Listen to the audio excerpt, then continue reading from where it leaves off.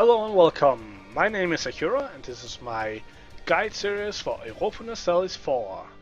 In this video we are gonna talk about map modes. So, this is how you usually start the game, on the terrain map mode. This is a very pretty map mode, and while you have some information like borders and country names, it's kind of hard to see anything and you don't have that much information, and this being a strategy game, information is key, and that's where map modes come into play. First of all, I was talking about borders not being that easy to see, which is why most people don't play on this map mode, but rather the political map mode, which it looks like this. And the political map mode basically just colors everything into the color of the country, or the different countries. So it makes it really easy to see the different countries and their borders, and it makes it really easy to distinguish between different countries. And once you get used to the colors, it makes it easy to identify them at a glance. But there are a lot of map modes, and for that very reason they were divided into 4 subcategories in the, I believe it was the Cossacks expansion. And those 4 subcategories are political map modes, diplomatic map modes, economic map modes, and geographical map modes, and you can access them through these 4 buttons, which will open up lists. Of course, you can also use the map modes buttons, which will also expanded in that expansion, so you now have 10 of them. And on top of that, you can actually add more than one map mode to a button. By right-clicking, you can add other map modes here, so that by clicking the button more times, you can switch between them. So let's delve into the different map modes and what they can do for you. First of all, let's look at the political map modes. Well, we've already looked at the political map mode, a very nice and quick overview over the different countries. And there's the imperial map mode, shows the empire. There's colors for the emperor, for electors, for free cities, and for all of the normal princes. There's culture, which shows the different culture groups here, and if you click on one of those, then it shows colors for the different subcultures. And of course, this is nice to see where can I expand without it giving penalties from culture. So for example, if you are one of the German countries, you can take all of this land without ever having problems with culture. And you can of course also see the accepted cultures, but this being Denmark, we don't really have expanded yet, so we do have one province that's not a primary culture, and that is Scotland. But Scotland is still accepted because it is it's not a Swedish is not an accepted culture because it's but it belongs to a primary culture group, which is why it's yellow. If it was non-accepted and not a primary culture group, then it would be red. Next one is religious map mode, and that of course shows religion.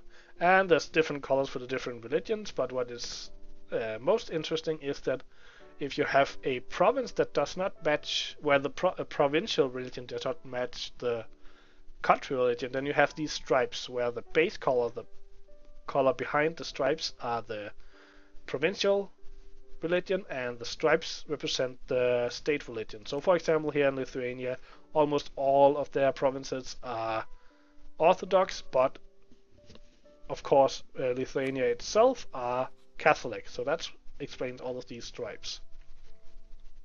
Then we have the estates map mode, where you have red color for the nobility, yellow for clergy, we have blue for burghers, and different colors for Cossacks and tribe and so on.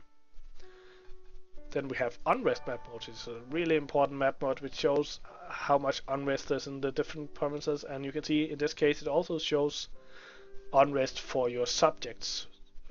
Denmark of course having a personal union with Sweden and Norway, and ruling over Holstein as a vassal. Finally, we have some map modes that I've never really used that much, but I guess they can give some information. Government types can show the different types of government. Rebel types can show you which types of rebels can spawn in your country. And dynastics show where the different dynasties are. I've never really used these, but now you know they exist. Then we have the diplomatic map modes. The diplomatic map mode is really nice and one I often use to get a nice view when in war. So first off, you can see the green color represents your own country, and this blue-green color is any of your subjects. So we have two subjects here, which are Norway and Sweden, and Holstein down here, which is a vassal. Then this blue color here, light blue color, represents a country that you are allied with, while a purple one represents a country that you are have a royal marriage to. If you are in a war, then the countries you are in war with will be bright or dark red, and all countries you are allied to will be green. So in a war, it makes it really clear who's who.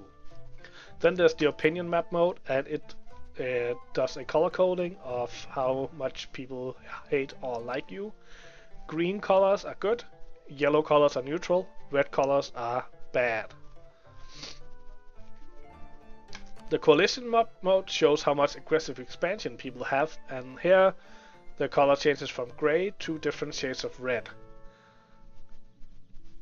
This is really nice for getting an overview of how much aggressive expansion you have in different directions, so you can plan your attacks in the other way.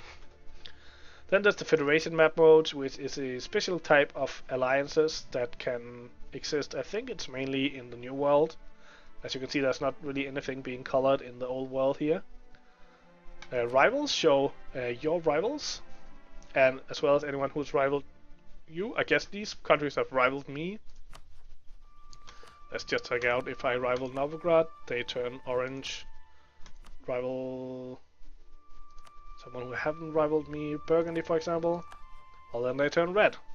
So that way I can see they have rivaled me, mutual rival, I rivaled them. Then there's the player map mode, which is mostly useful for multiplayer, and the same with victory cards. Victory cards again being something that's mostly used in multiplayer. Then we have the economic map modes, and here the most important one and most used one is trade. And trade map mode shows the different trade zones, as well as giving you easy access to see the different, or access to different trade centers of trade here.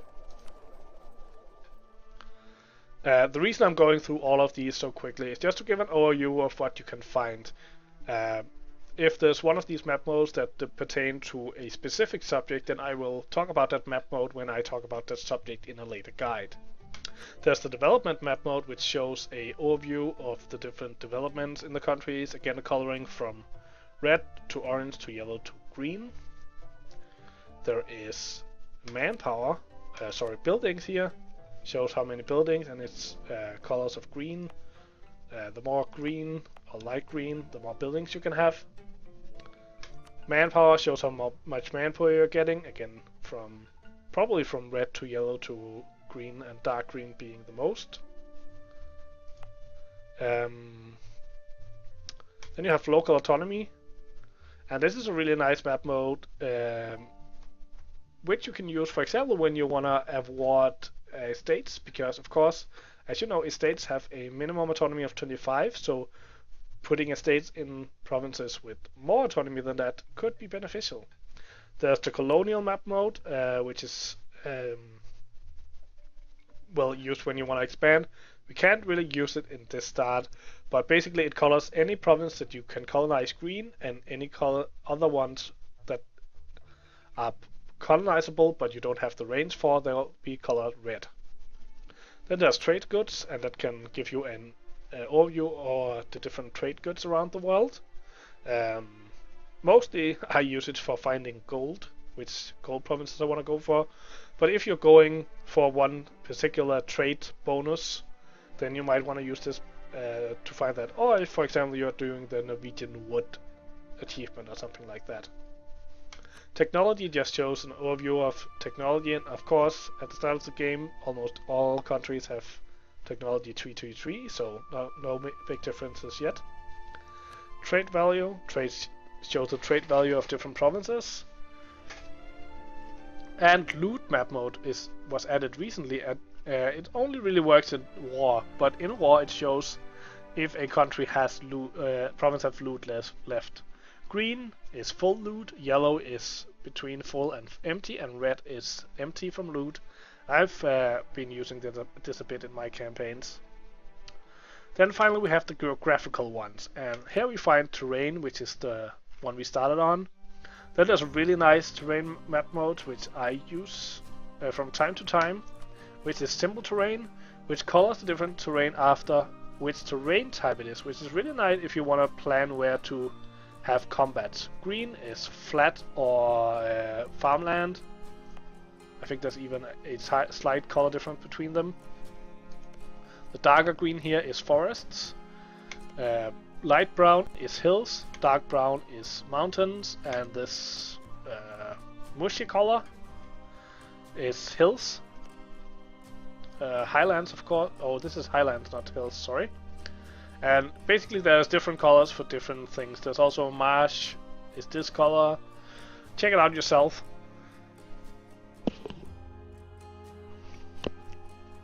Then you can see areas, which is really important in the new expansion Mare Nostrum, since states have been added, and states are basically each of these areas. And also you can divide the world into regions, and regions are important when it comes to aggressive expansion, where you get more aggressive expansion inside of a region than outside of it. And also some missions can have to do with regions and so on and so forth. Then you can of course see your states and territories, which will color all of your states green, with your capital state being light green, and all of your territories yellow. Then there's the overseas province map mode, which I believe is kind of outdated now that the state system has been introduced. But you can still see that all of this, if I'm in Europe, then all of Europe here is non-overseas, while anything outside of Europe is overseas. You can use colonial regions, mainly of course in the colonial, but it will show you different regions for your colonies. You see trade company regions, mostly down in Africa. Supply limit can be nice to see where I can march my armies through. There are fort level, which is nice to see where are forts and what level are they. Mostly used in war. And then there's a map mode for how severe winters are. And climate. Arctic, temperate, desert, arid. So that's the different map modes. I hope you learned something from this video. If you did, consider hitting the like button and subscribing. It will help out my channel a lot, as well as make this video more visible for other people who might want to learn about Europa Universalis. Hope to see you in the next video, and until then, have a good day.